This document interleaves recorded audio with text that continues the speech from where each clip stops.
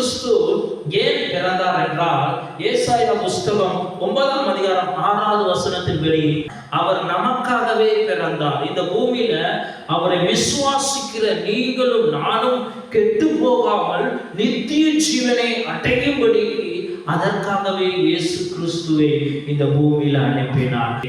Disco dance, cinema பாடல்கள் மற்றும் பாவம் செய்யலாம், எப்படி வேணாலும் வாழ்ந்து கொள்ளலாம், பணம் செழிப்பை குறித்து மாத்திரம் பேசிக்கொண்டு அலைகிற கள்ள ஊழியக்காரர்களின் உபதேசத்தில் நாள் சிக்கு உண்டு.